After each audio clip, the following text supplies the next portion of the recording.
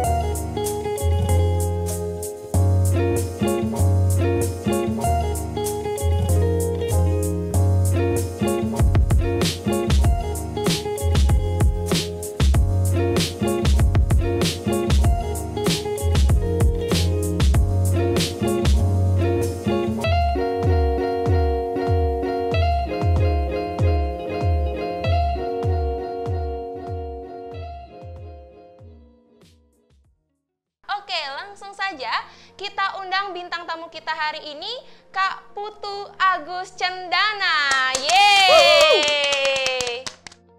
Selamat datang, Kak, di ruang kelas. Apa kabar? Kabar baik, Kak Dea. Oke, kita panggil siapa nih, Kak, biar lebih akrab? Panggil Kak Putu aja kali ya. Oke, Kak Putu, ternyata Kak Kak Putu. Sky. Oke, sedikit informasi tentang Kak Putu. Kak Putu ini adalah seorang manajer area Bali dari bimbingan belajar Surya Edukasi, asli Bali. Asli Bali. Benar, Lulusan Institut Teknologi Bandung yang memiliki hobi membaca dan juga berselancar di dunia maya. Betul, Kak? Betul sekali. Sebelum kita masuk ke topik kita hari ini, Kak. Nah, cerita sedikit dong, Kak. Ini kan Kak Putu seorang saintis. Kok bisa nyasar di dunia bimbingan belajar? Itu gimana, Kak, ceritanya, Kak?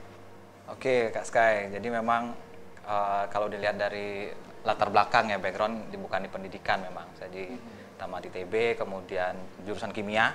Jadi bukan kimia pendidikan, tapi kimia murni.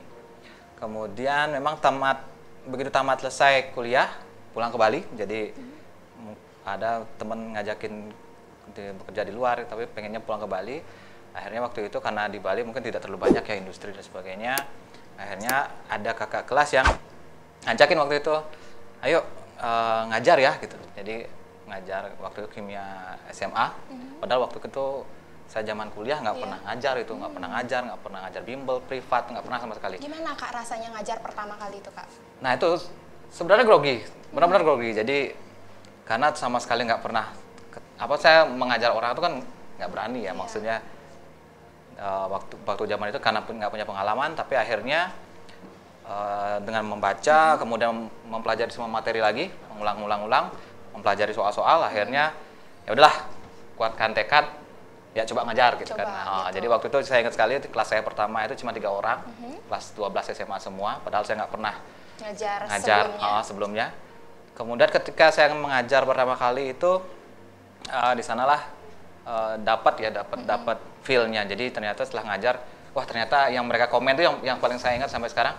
Kok kalau misalnya Kak Putu yang ngajar, saya ngerti ya, gitu ya Kak ya. Mudah banget ya gitu. Kok saya di sekolah kok kayaknya ribet Kak ya gitu.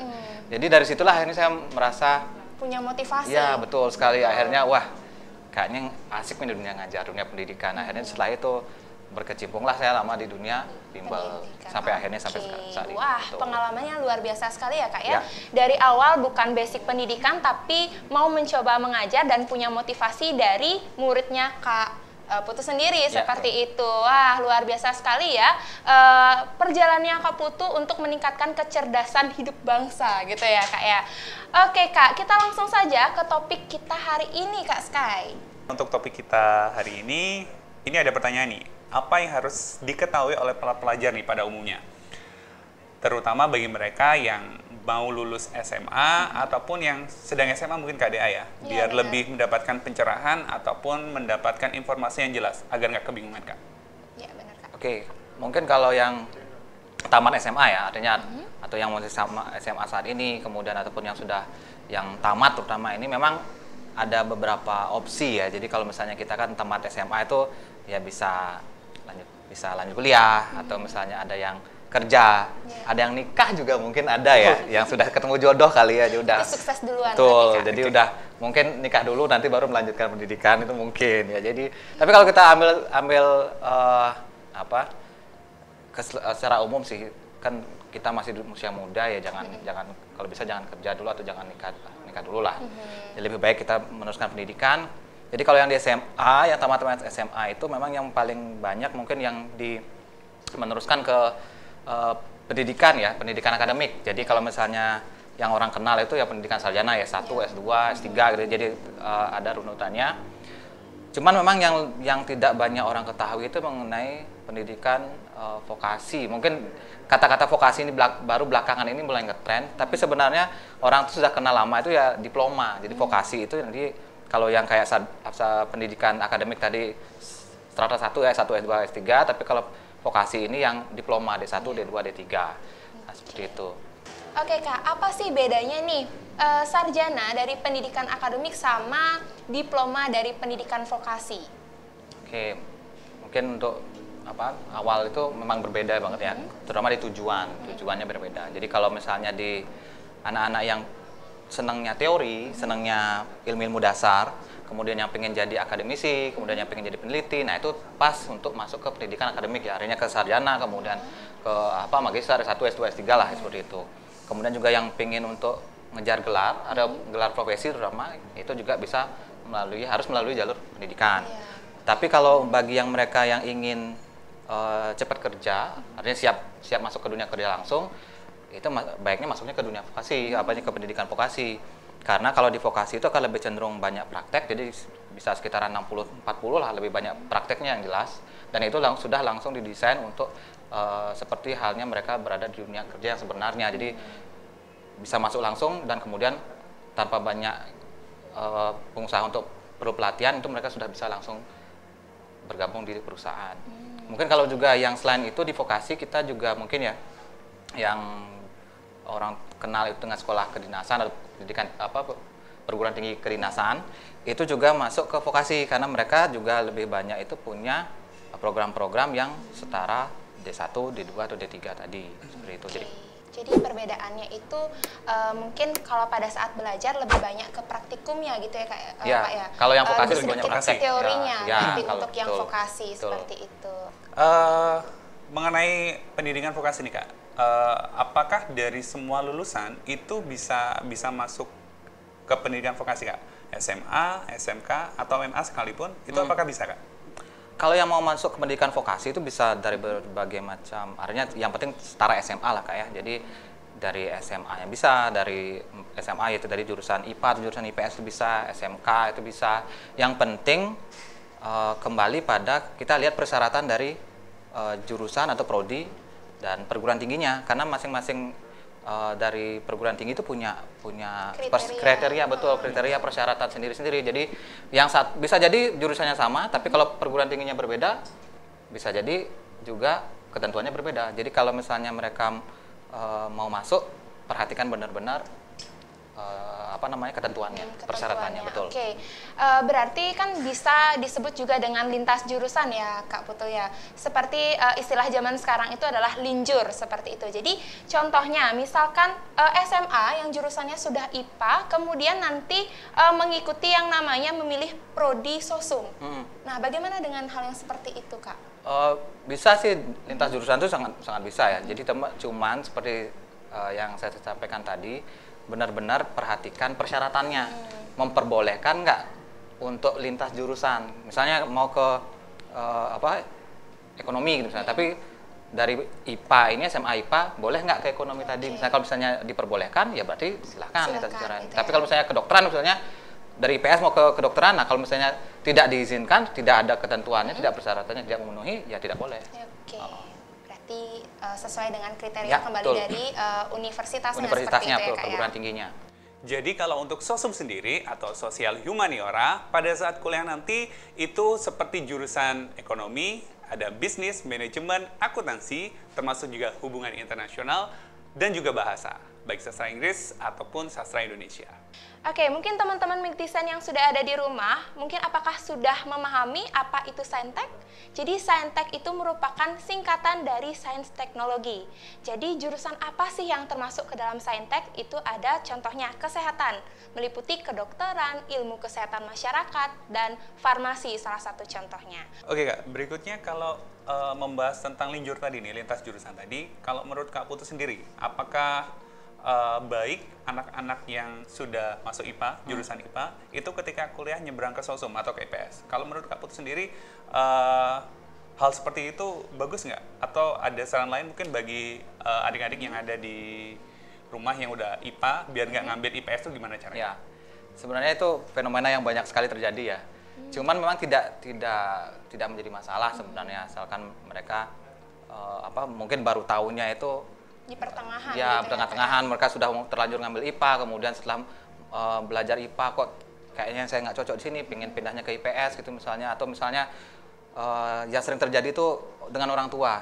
Si anak mungkin sudah punya tujuan, kemudian orang tua, kamu harusnya milih yang ini. Nah, itu baru ketemu, Pendapatnya betul. yang Jadi baru ketemu keputusannya itu di tengah-tengah. Jadi akhirnya ya udah, akhirnya pindah jurusan.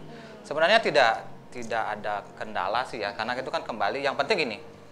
Yang penting itu adalah pada minat dan keinginan siswanya. Passionnya ada di mana? Karena mereka kan yang akan menjalani kuliah itu, menjalani masa kuliah yang ya kurang lebih paling cepat lah kalau kita ngomong di diploma kan 1 tahun. Tapi kalau kita ngomong sarjana kan 4 tahun lah gitu. Belum termasuk pendidikan profesi dan sebagainya misalnya. Jadi itu benar-benar harus memilihnya dari hati lah istilahnya, dari minatnya. Ya, tapi kalau misalnya tadi disampaikan, kalau tanyakan Kak Sky tadi, gimana kalau misalnya yang pindah ya dari yang IPA ke sosum itu misalnya, ya cuman sayang di waktu aja sih. Waktu, karena kan 3 tahun mereka belajar udah yang susah-susah ya, matematika, fisika, biologi, itu yang kimia yang susah-susah ya, kayak kimia ya. Ya itu memang ya resikonya ada di waktu sih. Sebenarnya kan 3 tahun itu kalau benar-benar termanfaatkan dengan baik, itu bisa menjadi fondasi dasar untuk mereka masuk dan melanjutkan di perguruan tinggi berikutnya. Iya, betul sekali. Oke, Kak Putu. Nah, sebaiknya kapan nih biar adik-adik yang di rumah juga paham, punya bayangan lah seperti itu Kak ya. Dari kapan sih sebaiknya mereka itu menetapkan pilihan mereka? Atau biar punya mereka seperti yang Kak Putu bilang tadi, fondasinya di awal itu seperti apa? Supaya ketika mereka sudah ingin memilih gitu ya Kak, di kelas 12 gitu misalkan, mereka tidak lagi kebingungan. Jadi mereka sudah pas dengan pilihannya masing-masing ketika sudah berada di kelas 12 seperti itu. Sejak kapan seharusnya mereka sudah memiliki planning seperti itu Kak? Mungkin planningnya ya, artinya mereka mau jadi mempertimbangkan untuk masuk atau memilih jurusan itu sebenarnya dari awal ya. Jadi dari awal, dari mereka sejak kecil lah, maksudnya dari SD gitu. Kalau SD kan itu yang bisa memanage kan orang tuanya yang lebih tahu. Jadi keseharian anak ini seperti apa sih? Oh, dia minatnya ketertarikannya di bidang apa, mungkin itu nanti bisa diketahui, diasah lebih lanjut seperti itu. Yang krusial sih sebenarnya menurut saya sih ketika mereka tamat SMP. Karena kan kalau dari SD SMP kan kita belajar banyak ilmu ya. Tapi begitu kita masuk tamat SMP itu kan punya pilihan mau SMA atau SMK. SMA pun ada pilihan lagi mau IPA, IPS sampai bahasa. Kalau misalnya SMK sudah pasti sudah langsung menjurus. Kan lebih spesifik lagi. Betul. Jadi krusialnya ada di situ. Karena kalau misalnya sudah nanti masuk ke jenjang atas ya kayak tadi SMA ataupun SMK tadi, itu bisa menjadi fondasi yang baik ketika mereka akan meneruskan ke perguruan tinggi.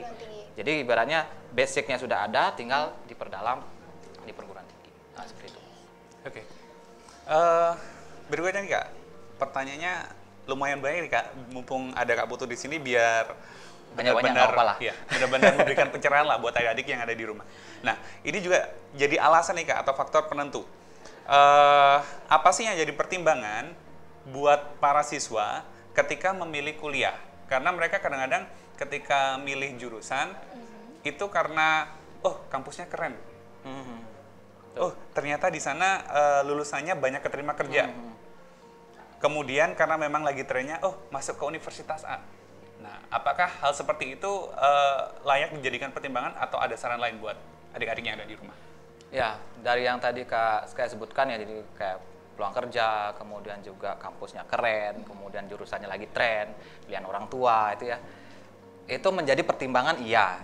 Jadi pasti mempertimbangkan sesuatu kan kita butuh banyak masukan ya betul ya. Jadi di situ kita tapi nanti kembalinya itu kembali ke diri sendiri dan juga orang tua. Ini yang paling sering ketemu itu biasanya yang paling sering bermasalah itu adalah orang tua dan anak yang tidak sama keinginannya. Ya, benar. Jadi jadi si anak pinginnya ke prodi A, kemudian si orang tua pinginnya ke prodi B, kan nggak nyambung itu. Jadi benar-benar harus sinkron sehingga bisa saling dukung. Jadi mereka itu bisa berjalan dengan baik. Intinya ya kembali ke minat passion, agar mereka dapat menjalankan kuliah itu dengan baik. Karena waktu 4 tahun itu lumayan lama, betul. Ya, benar. Belum lagi nanti ditambah ada tugas, belum lagi si anak itu berpikiran, saya itu seharusnya bukan di sini. Ya, jadi salah jurusan ya, betul. Itu sering terjadi dan itu kadang-kadang menjadi pengalaman yang kurang mengenakan. Jadi ada yang mungkin di tengah jalan memilih mundur karena merasa salah jurusan. Tidak sesuai dengan apa kemampuannya ya, kan mereka. sayang di biaya ya sama waktu sebenarnya. Biaya dan waktu, benar Kak. Oke, tadi sempat dibahas mengenai perguruan tinggi kedinasan nih, Kak Putu. Nah, seperti PKN STAN, IPDN, dan kawan-kawannya. Nah, apa sih yang membedakan antara kuliah di perguruan tinggi atau universitas dibandingkan dengan perguruan tinggi kedinasan nih, Kak? Ya, kalau misalnya perguruan tinggi yang kita ketahui ya, artinya sekarang mungkin institut perguruan tinggi swasta bernegeri itu kan berada di bawah Kementerian Pendidikan ya, Kementerian Pendidikan dan Kebudayaan, di bawah Dirjen Dikti biasanya. Nah, tapi kalau untuk perguruan tinggi kedinasan itu biasanya berada di bawah naungan kementerian. Jadi kalau misalnya kayak contoh tadi PKN STAN ada di bawah Kementerian Keuangan, kemudian ada IPDN di bawah Kementerian Dalam Negeri. Kemudian juga ada yang non kementerian. Jadi ada kayak badan-badan kayak misalnya kayak STIS itu kan Sekolah Tinggi Ilmu Statistik, berarti dia di bawah BPN. Kemudian ada STSN berarti di bawah Badan Sandi Negara, nah seperti itu. Jadi masing-masing itu yang kita bahas perguruan tinggi kedinasan lebih banyak nanti ke peluangnya ke negeri ya, artinya ke pemerintahan. Jadi tempatnya memang tersebar di berbagai wilayah di Indonesia. Jadi ada yang bahkan kita mungkin di Bali juga ada ya kayak Poltekkes, kemudian ada STP, itu pun juga STP Nusa Dua itu yang dulu sekarang kan jadi namanya Politeknik Pariwisata. Itu juga berada di bawah Kementerian Pariwisata ya. Jadi kita punya artinya sekolah tinggi juga di Bali itu sudah lama. Kemudian nah untuk bentuknya sendiri dari perguruan tinggi kedinasan ini ada yang bentuknya universitas, ada yang sekolah tinggi dan juga ada yang akademi. Jadi masing-masing itu punya program-program studinya sendiri-sendiri, dan memang lebih dominan itu adalah vokasi atau diploma. Jadi siswa yang kenapa banyak yang berminat masuk ke sekolah kedinasan atau perguruan tinggi kedinasan tadi itu biasanya karena peluang kerja ya, karena ibaratnya mereka mengharapkan ikatan dinas. Jadi setelah mereka tamat dari situ sudah langsung bisa diterima di kementerian yang sudah menaungi mereka gitu. Jadi ketika ada bukaan untuk CPNS misalnya, itu mereka bisa diprioritaskan, betul, terkait. Selain itu juga memang dari segi biaya pendidikannya itu murah, bahkan ada yang gratis, bahkan ada juga yang ngasih uang saku. Jadi seru sekali ya. Enak banget kan. Jadi udah Saya dapat baru tahu itu, ada Kak. asrama. Jadi ketika pulang misalnya itu dikasih uang saku. Jadi bukannya mengeluarkan uang tapi malah kita dikasih bekal. bekal Iya, ya gitu ya dikasih bekal, istilahnya. betul. Wah, luar biasa sekali nih penjelasannya. Berikutnya, Kak Putu. Nah, kalau ini sih saya lebih tertarik untuk mengetahui tentang studi edukasi nih. Nah, tadi kan sempat dibahas tentang sekolah kedinasan dan juga perguruan tinggi. Tentunya perguruan tinggi negeri ya, Ya, kalau betul. kebanyakan anak-anak zaman sekarang itu mengincarnya kan. Nah, kalau di studi edukasi sendiri, ini apakah ada program yang khusus spesifik untuk mengejar program-program dari agar lulus kedinasan dan juga untuk lulus ke PTN? Oke, untuk kita di Studi Edukasi, kita untuk program persiapan ke perguruan tinggi ya, baik itu perguruan tinggi negeri terutama yang PTN, itu kita mempersiapkan dari awal. Jadi jalur undangan yang SMPTN itu kita siapkan, karena kan ke SMPTN kan berarti menggunakan nilai raport ya. Memang kita mendampingi itu bukan dari kelas 12-nya, tapi dari kelas 10. Kita udah dampingi 10, 11, 12 sehingga nilai raport mereka itu kompetitif lah dibandingkan dengan yang lainnya. Berarti sudah dianalisis Ya, dari betul. awal seperti Kita itu siapkan ya, Kak, ya? seperti itu. Oke. Kemudian yang kedua untuk persiapan menghadapi tes tulisnya. Jadi kan yang kemarin baru awal Juli ini kan UTBK. UTBK, kemudian itu kan persiapan untuk SBMPTN. Nah, jadi kita juga siapkan. Ada juga yang sekolah perguruan tinggi kedinasan yang tadi kayak PKN STAN. Mungkin kalau PKN STAN tahun ini kebetulan nggak buka ya. Jadi padahal peminat banyak sekali biasanya. Jadi tapi kita masih tetap buka karena memang ada beberapa perguruan tinggi kedinasan tetap jalan. Itu kita dampingi juga. Jadi kita punya program reguler yang panjang dalam artinya 1 tahun. 1 tahun. Pendampingan, ada yang intensif yang menjelang tes-tesnya tadi. Oh, berarti baru akan mau tes baru ikut Ya, les itu ada berarti betul. ya, Kak, ya? Itu ada yang intensif. Jadi tapi mereka juga harus mempersiapkan materinya jauh-jauh hari ya. Jadi bukan intensif itu langsung ibaratnya kayak langsung sulap langsung bisa tuh enggak. Pasti Iya, ada tahapannya betul. pastinya, Kak. Nah, karena memang mungkin kalau di kedinasan ya terutama itu agak berbeda tesnya. Mungkin kalau di UTBK itu kan tesnya biasanya ya tes materi ya. Jadi kalau yang yang saintek berarti kan ada matematika, fisika, kimia, biologi gitu kan. Kemudian kalau yang ke sosum berarti ada ekonomi, geografi, sosiologi dan seterusnya.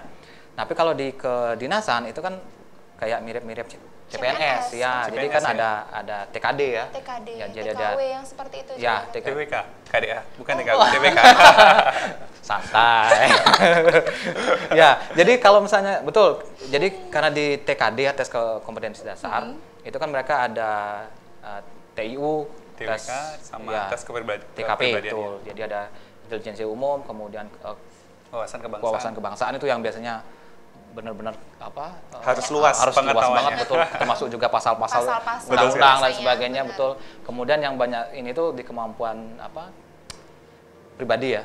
Iya, TKP. TKP. betul. Nah, itu juga karena kan Tidak ada jawaban yang salah, Kak. tidak ada jawaban yang pasti. Iya, Ya, betul. benar. Jadi semua berdasarkan nilai. Nah, itu dari situ kita manage, kita ajarkan seperti apa konsep-konsepnya sehingga mereka bisa siap untuk menghadapi tes-tes seperti itu ya. Tes seperti itu.